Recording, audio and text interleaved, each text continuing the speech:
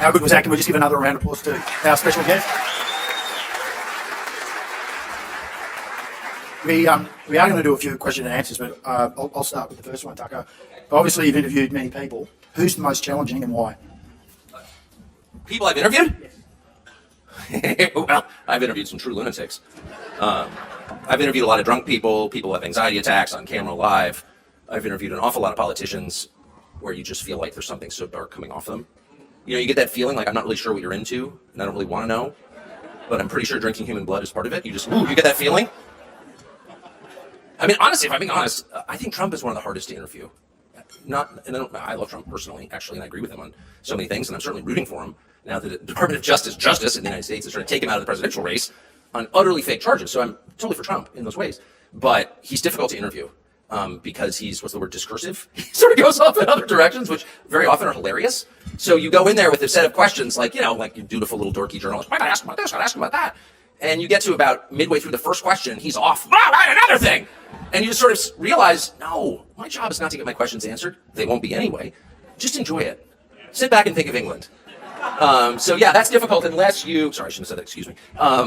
Unless you approach it with the right cast of mind, which is just let it go. This is a kind of performance art. You're in the middle of the installation. You know what I mean? So I'm interviewing him soon again. And I'm really looking forward to it. I mean, I'll say one last thing. It is, I've been doing this for 33 years. It's the only job I've ever had. And my views on it have changed really dramatically. And my views about my coworkers, who I despise, have also changed dramatically. Despise more than really anybody in the world. And that's a heartfelt sentiment too. I'm not just saying that. I really mean it from the bottom of my soul. But my views on it have changed. And I think that one of the mistakes that journalists make, a lot of them are insecure and mediocre as people, which is why they're in the business in the first place, so they can suck up to power and feel strong when they're weak inside. But one of the mistakes they make when they go into an interview is they're thinking about the people back in the newsroom and they're trying to impress them. That's the real audience for the interview. And so you see them ask these questions, these inherently fruitless questions, all of which are designed not to elicit information from the person being interviewed, but to illustrate the journalist's moral superiority over the person he's talking to. Well, is it true, Mr. Putin, and you eat children? I do not eat children, but you do. And he sort of has to wonder, does the guy expect Putin to be like, well, it's funny you asked, I do eat children, actually. And you caught me, and I'm going to tell you now exclusively that I eat children. Of course not. The whole point is to let all the other dummies back in the newsroom, at ABC News or NBC or whatever, these ridiculous, absurd, totally discredited news outlets, to let them know that the journalist is brave. And I feel at my advanced age, at 55, that that's actually kind of not my role. That my role is to elicit information to the extent that I can for people watching. And in the case of interviewing someone like Putin, about whom I do not have strong feelings, by the way, I should say, I still don't. He's smart, interesting, very Russian. I'm very American. My goal in that interview is not to let people know Putin's bad. They can decide for themselves. They're adults. Don't anybody tell you who you have to hate. I decide that. I'm an adult man. I pay my taxes. I'll decide who I hate. What do you think I'm your dog? No. If I hate Putin, I can hate Putin. If I like Putin, I can like Putin. It's completely up to me, not up to you. Okay? So anyway, but my job is just to they haven't heard him talk, so you can get him talking. Just get a corpus of information out there from which they can make up their own minds. And I took a lot of abuse for doing that. Oh, you're his puppet, or whatever. Oh, shut up. The whole thing was completely ridiculous. And in point of fact, they've told me to hate Putin for the last 4 years. I've never figured out why. I don't want to live in Russia. I'm not Russian. They don't have the freedom of speech that we have in my country. Therefore, I don't want to live there. It's kind of that simple. But I don't know why I should be mad at Putin. Great Britain doesn't have freedom of speech. You know what I mean? So, if you really think about it, I'm mad and should be mad at people who've hurt my family. People are wrecking my country and driving inflation up to a point where my kids can't afford houses and filling my neighborhood with people who aren't from there and who are hostile and making our country completely, shattered. The social fabric is gone. Who did that? Did Putin do that? No, Joe Biden did that. So if the question is, who is a greater threat to your family, Vladimir Putin or Joe Biden? Vladimir Putin never called me a racist. What are you even talking about? I don't have any feelings about Vladimir Putin. This guy's a lunatic who's wrecking my country. So again, don't tell me how I'm supposed to feel. I reserve that right for myself because I'm a free man. It's that simple. Thanks, Tucker. I saw a couple of our friends from the press gallery have a smile when you were getting into the free press. So I want to ask Paul Sakal from the Sydney Morning Herald to ask a question. Great, thank you. You've almost break. Thanks for your speech. Of course. Mr. Carlson. The media can be extremely negative, so it's nice to hear uplifting comments about our country. It's an amazing country. It is, and I think we forget that in Australia oftentimes, so I appreciate that. You've preempted my question on Putin. Putin! Putin! So I think you did strategically because you knew it's what we'd ask. Putin! He's so bad! And I also appreciate that. Did he make you take the COVID shot? Take a what? The COVID shot? No, he didn't. Sorry. The COVID shot saved probably tens of millions. Oh, yeah, definitely. Safe and effective. This is why everyone loves the media. 100 times more lives. It's like a time capsule. It's like you're like the last Japanese soldier on Okinawa. You think the war's still going. It's hilarious. Sorry, I'm sorry. I'm being boorish. Can I get the full answer without interruption? Okay, I beg your pardon. I'm interested in your position on Putin.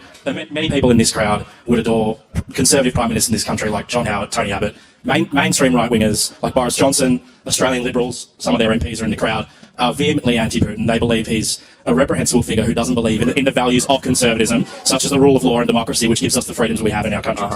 I'm interested, do you feel any level of shame or regret that you were termed a useful idiot, and then post your interview, Vladimir Putin himself said in his Russian media that he was surprised at how weak your questions were, and he also said that you were wrong when you said that no other journalist had asked to interview him. He said that's not true. We only thought Tucker was the only person to report fairly. I thought that you were describing Putin as a psychopathic liar, and yet now you're taking his word for things. Do you? Let me just quickly unpack your absurd soliloquy if I can. First, I'm stuck on the idea that Boris Johnson is a right-winger. Do you know Boris Johnson? I do. Boris Johnson is a criminal buffoon who, like so many who claim to love Ukraine, is single-handedly responsible for the deaths of hundreds of thousands of Ukrainian men in this war that Ukraine cannot win. And I would refer you to Wikipedia. How many more people does Russia have than Ukraine? Do you know? 100 million. 100 million. And in a land where that's a relevant number, it is not possible for Ukraine to beat Russia. The best they can do is sue for peace. That's been known, including by Zelensky, who wanted that since the early days of this conflict. And Boris Johnson, on orders from the Biden administration, shut down, and this is not a disputed fact, this is a fact, admitted by everybody now, shut down the peace negotiations almost 2 years ago. And Ukraine has been completely destroyed. And now Zelensky has passed a law allowing foreign corporations to own land there. So you tell me what Ukraine is going to look like in 30 years, when all of it is owned by BlackRock and multinational corporations, and its population is not Ukrainian. Okay, so the tragedy of what's happened in Ukraine, orchestrated by the Western powers, including your government, and I hope you do, and driven by my government, I feel shame about it, I hope you do too, is really one of the great crimes of my lifetime. So the idea that somehow if you're against that, you're for Putin, well, of course, that's absurd. And by the way, speaking of your friend Boris Johnson, he attacked me, of course, ad hominem, and so I called him. He was a journalist, not surprisingly, a man of low character, not shocking. And so I called him and I said, well, you've called me all these names. Why don't you sit down for a conversation? I happen to be in your rainy, depressing slum, London, and we could have a conversation. And he said, I won't do that unless you pay me $1 million. That's a fact. That's a non-disputed fact. I have the text messages. So if that is the credible source of the slur that, look, if I were a toady of Putin or I love Putin, I would just say so. Because why do I care? I've already been fired. I don't work for anybody. I have no incentive. And by the way, it's perfectly fine if people love Putin. Well, I don't understand what that has to do with anything. We are citizens of different countries. We should judge first and foremost our own leaders. How's our country doing? How are my children doing? What's their future look like? None of that has anything to do with Putin, except to the extent that you all, this country, sit back, your government allows the Biden administration to push us into nuclear war, which is where we are right now, right on the cusp of it. And somehow that's not a story. That is that Putin doesn't respect human rights or the rule of law. Okay, well, just today, Julian Assange was released after 12 years.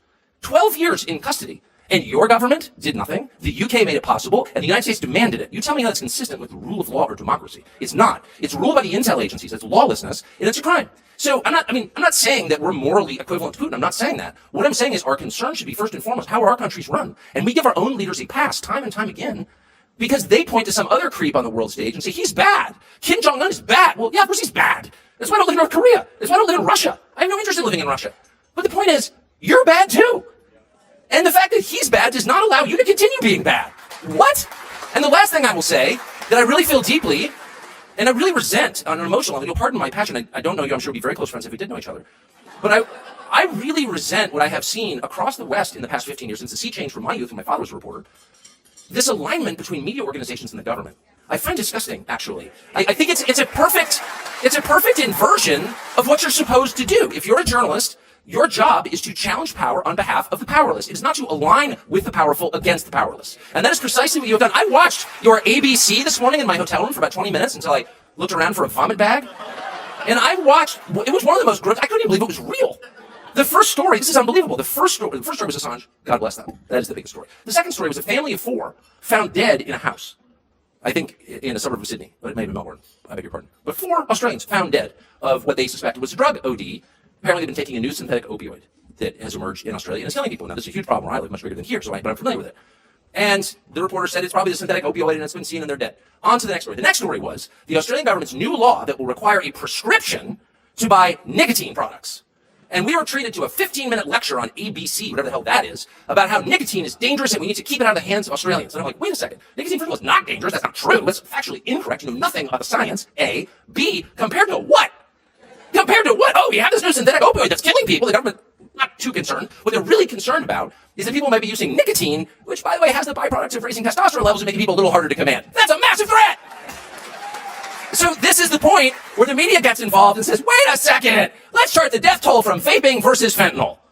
Maybe one's a little worse than the other. What exactly are you doing about it? Why don't you press your ministers and your prime ministers? What are you doing about it, about drug use? And the answer is nothing.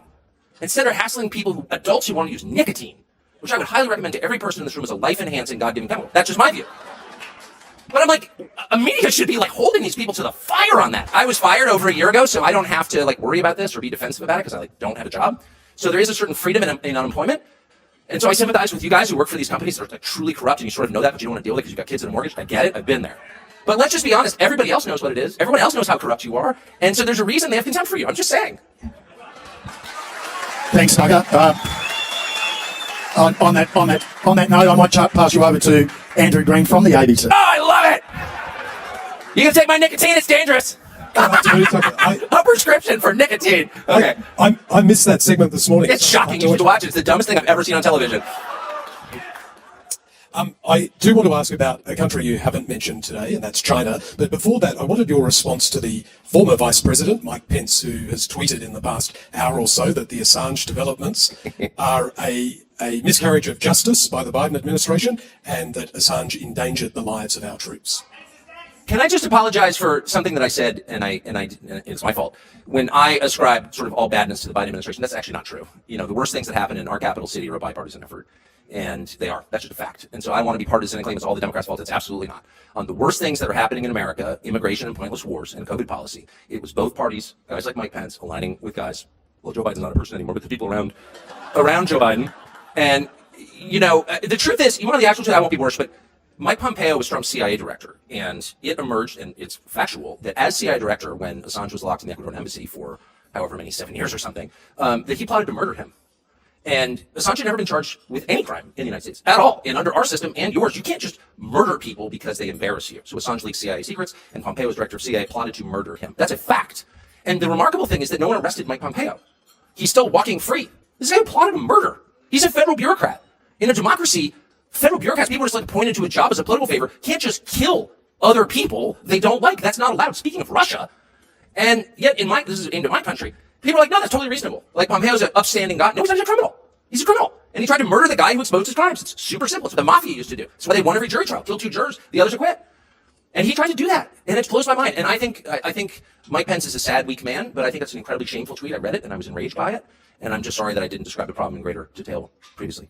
I'll get on to China now. You may or may not be aware of a strategic partnership Australia is involved with your country and the United Kingdom called AUKUS, where we will get nuclear-powered submarines. Can I get your assessment of that? And it was largely in response to China. Do you think China poses a threat here? I think that, you know, first of all, I think it's very complicated, but I think the overview is this. China has 1.4 billion people and not enough resources for land. Australia has 26 million people and a sparsely populated continent that is overflowing with resources that countries with expanding economies need. And I don't know how expensive your politicians are. I'm guessing not very. So I don't think it would be too much of a lift for China to just buy them all. And I assume they already are doing that. I mean, obviously they are doing that. And they're doing that in my country too. They bought the current president's son. So I'm not mad at China for that. Well, they did. They bought Hunter Biden. I mean, that's the whole story. And it's proven. Okay, so I'm not mad at China about that, just for the record. I'm not particularly anti-China. I don't want to live in China. It's not my system at all, and I find a lot of parts of the culture repugnant. On the other hand, I see China, a country acting in its own interest. So I'm not mad about that. I'm mad about the countries like my own and possibly yours that allow themselves to be taken advantage of. That's the truly shameful thing. So I just don't hate China. You know, I see a rapidly growing country that will do whatever it can to help itself. And if it crushes people in the way, it will. Okay. So that's pretty reasonable. That's kind of a time-tested model. Your job is not to be crushed. And so I'd be very, very, very concerned. I don't think you face an imminent invasion or anything. I do think that the concerns about China, just the size differential, the resource question, population, these are the fears that have pushed generations of Australian governments into a counterproductive alliance with the United States and Great Britain. I think the view here is that the U.S. will rescue us if we ever really have a problem. And I don't think that's true. I'm sorry to say that. And I'm just saying that I just don't think it's true. And I think you're unwise for believing it's true. And I think a lot of people on Taiwan thought that was true. It turns out not to be true. I think a lot of Pashtuns in Afghanistan thought that was true. A lot of Montagnards in Vietnam thought that was true. You know, a lot of Christian Iraqis thought that was true, and all of them learned the hard way that it's not true. That in the end, countries act in their own interest. And in a democratic system, leadership changes every 4 or 8 years with different views expressing, evolved opinions from the public. So no democratic country can be longitudinally reliable as a partner simply because its government changes so often. That's just a fact. It's not attacking. I'm not attacking the United States. I'm not attacking you. I'm just saying, if you think that allowing the U.S. government to stage, foreign troops on your soil, they didn't beat you in a war, did they? Then why are they foreign troops here? I'm sorry. I know I'm offending everybody. It's just a fact. And I don't know if that's like a huge part of your economy, but like rule one in my country is we don't have foreign troops on our soil because we're a sovereign country. And I don't understand why all these countries allow it. I love the United States. I'm glad, that we've got the whip hand, I guess. But I don't think any country should put up with that. You can't have soldiers in my country. Go away. You know what I mean? Like, we can be friends, but having troops on my soil suggests not a friendship, but a master-slave relationship. And I'm just not into it at all. And I don't think you should be into it either. Thanks, Tucker. One final question from the press gallery. Kat Wong from AAP. Hi, Tucker. Thank you so much for your address today. So you talked a little bit about immigration, and in the past you've talked about how white Australians, Americans, Europeans are being replaced by non-white immigrants in what is often referred to as the Great Replacement Theory. This is the same. Have I said that whites are being replaced? Well, I don't think I said that. Well, it's been mentioned on your show 4,000 times. And really? When did I say that?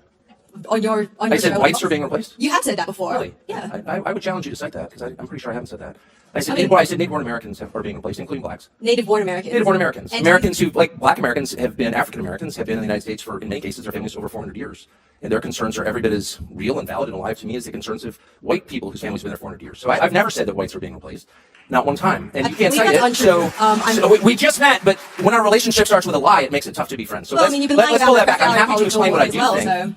Well, you actually can't say it because I didn't say it, and I don't believe it. And I'm telling you that to your face. I want you to accept me at face value. My concern is that the people who are born in the country are the main responsibility of its leaders. And as noted earlier, when those leaders shift their concern from the people whose responsibility it is to take care of to people around the world who put their priorities above that of their own citizens, that's immoral. And they are being replaced in my country, people who are born in the United States. And the birth rate tells the whole story. They are not at replacement rate. And so the U.S. population is growing because we're importing people from other countries. And my view is that happy people have children. And a functioning economy allows them to do that. And we don't have that. And so you need to fix the economy and fix the culture and make it so that people who want to have kids can. You don't just go for the quick sugar fix of importing new people. Like, that's my position. And if you think that's racist, that's your problem. I never called you racist. But of course you are suggesting, and I must say one of the reasons people don't like people like you in the media is that you never say exactly what you mean. Your slurs are all by implication. You're about to tell me the Great Replacement Theory is racist or anti-Semitic, whatever. I've said what I've said to you right now like 100 times in public. I hope to, if I live long enough, say it 100 more times. I think it's completely honest and real, and not racist or scary. It's factually true. It's not a theory. It's a fact. And the whole point of your question was to be like, you're a scary racist. Well, I have and my response is, no, I'm not. Okay, well, how about no more lying in your questions, and then I'll answer it. Okay, well, this is the same theory, or as you say, idea, that has inspired the New York Buffalo shooting where 11 black Americans were killed. Do you know what I mean? It's also inspired. It's not, first of all, it's inspired one of the worst Australian guys how do of all they get time people to this shoot stupid in the media? I guess it doesn't pay well. Look, I'm sorry. I've lived among people like you for too long, and I don't mean to call you stupid. Maybe you're just pretending to be, but I'm totally against violence. I'm totally against the war in Ukraine, for example, which doubtless you support. And like all dutiful liberals support more carnage. I don't. I hate mass shootings, actually. Nothing I said, what does it mean to inspire something? My views are not bigoted against any group. They're honest. They're factual. That's not hate. That's reality. And my views derive from a deep concern for Americans, actually. Americans aren't having kids because they can't afford to. And nobody in church cares. And so that's my position. That doesn't inspire mass shootings. How dare you try to tie me to some lunatic who murdered people? How dare you, actually? And in fact, do you know what I mean? Hitler wore those shoes. A lot of people are saying that you're like Hitler. Can you explain those shoes? Hitler wore exactly the same shoes, and you're like, I got nothing to do with Hitler. That's how I feel about your absurd, disingenuous question. Right, so therefore you support gun control?